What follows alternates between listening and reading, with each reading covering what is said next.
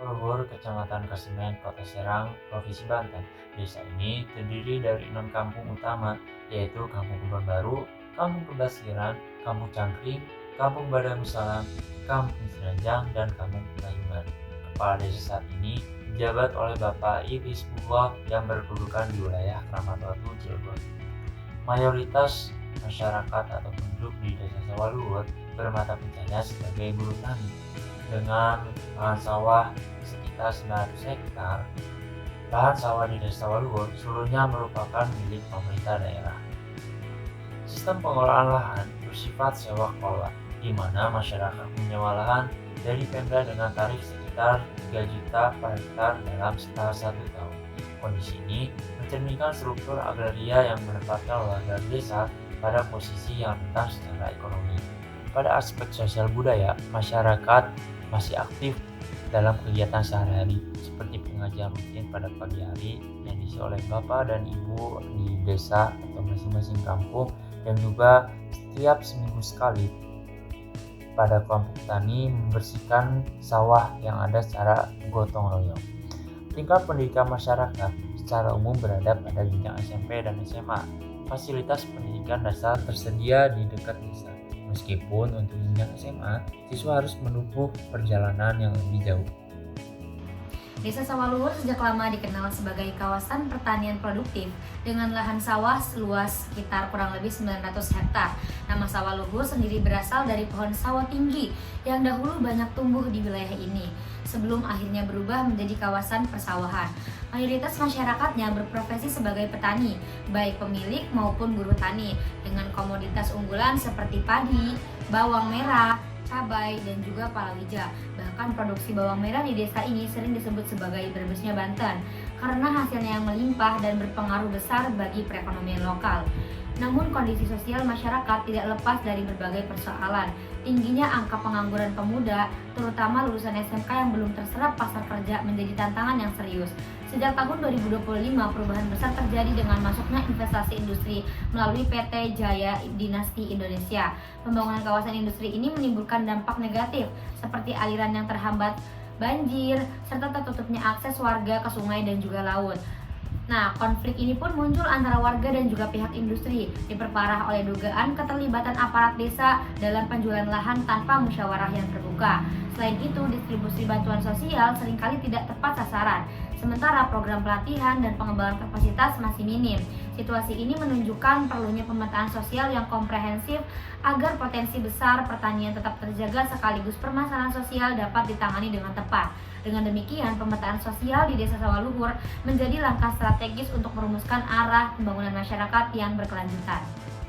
Potensi dan permasalahan yang ada di Desa Sawaluhur, Kecamatan Kasemen, Kota Serang. Desa Sawaluhur memiliki potensi yang sangat besar, terutama di bidang pertanian dan sumber daya alam. Desa ini memiliki lahan pertanian yang luas dan produktif dengan berbagai komoditas unggulan seperti padi, bawang merah, cabai, sayuran, dan palawija.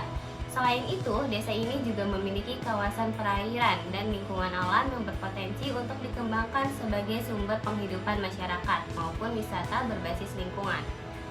Dari sisi sosial, masyarakat desa Sawaluhur memiliki semangat kebersamaan, kegiatan keagamaan yang aktif, serta adanya kelompok masyarakat seperti PKK, Karang Taruna, dan kelompok tani yang dapat menjadi modal penting dalam pembangunan desa.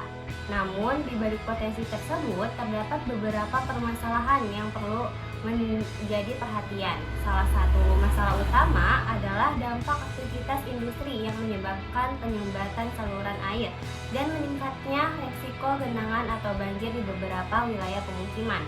Selain itu, terdapat kekhawatiran masyarakat terhadap perubahan fungsi lahan yang dapat mengurangi luas lahan pertanian produktif. Masalah lainnya adalah masih adanya pengangguran di kalangan pemuda, lalu adanya keterbatasan akses air bersih di beberapa wilayah, serta ketergantungan sebagian masyarakat terhadap bantuan sosial.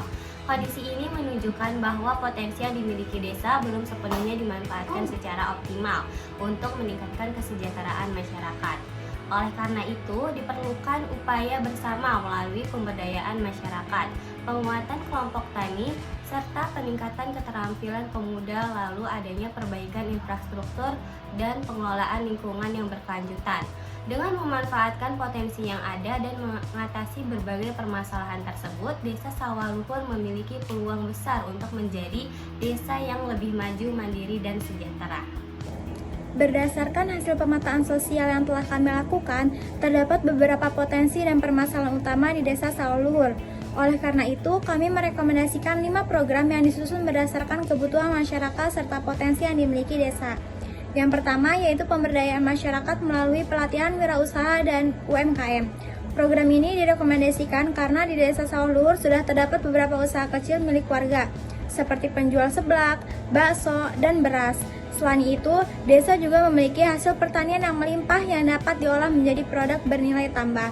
Namun, berdasarkan hasil wawancara, pelaku usaha masih menghadapi berbagai kendala seperti keterbatasan modal, pemasaran yang masih sederhana, serta belum adanya pendampingan usaha yang berkelanjutan. Yang kedua yaitu pemberdayaan melalui sosialisasi dan penguatan kelompok tani. Program ini dipilih karena sektor pertanian merupakan kekuatan utama Desa Sawaluhur. Desa memiliki sekitar 900 hektar lahan sawah yang menjadi sumber penghidupan sebagian besar masyarakat. Dengan komoditas unggulan seperti padi, bawang merah, palawija, terong, timun, dan sawi. Meskipun demikian, petani masih menghadapi berbagai tantangan, seperti belum adanya pelatihan pertanian yang sistematis, rendahnya nilai tambah hasil pertanian, serta ancaman terhadap sistem irigasi akibat pembangunan industri. Selanjutnya yang ketiga yaitu peningkatan kapasitas melalui pelatihan keterampilan kerja bagi pemuda. Program ini direkomendasikan karena salah satu masalah sosial utama yang ditemukan adalah tingginya angka pengangguran pemuda, terutama lulusan SMA dan SMK. Banyak pemuda yang belum terserap ke dunia kerja sehingga memilih merantau atau bekerja di sektor informal. Padahal saat ini sedang berkembangnya kawasan industri di desa dan pemerintah daerah telah menjalin kerjasama dengan pihak industri untuk membuka kesempatan kerja bagi masyarakat lokal. Yang keempat yaitu pengembangan infrastruktur air bersih. Program ini dipilih karena hasil pemetaan menunjukkan adanya ketimpangan akses air bersih antar kampung. Beberapa wilayah seperti Kebasiran, Cangkring, dan Kemayungan sering mengalami kesulitan memperoleh air bersih, terutama pada musim kemarau. Kondisi tersebut tidak hanya meningkatkan beban ekonomi masyarakat karena harus membeli air, tetapi juga berpotensi menimbulkan masalah kesehatan akibat kualitas air yang kurang baik. Oleh karena itu, pembangunan dan pemerataan distribusi air bersih direkomendasikan untuk meningkatkan kualitas hidup masyarakat, mengurangi risiko kesehatan, serta memenuhi kebutuhan dasar warga secara lebih merata.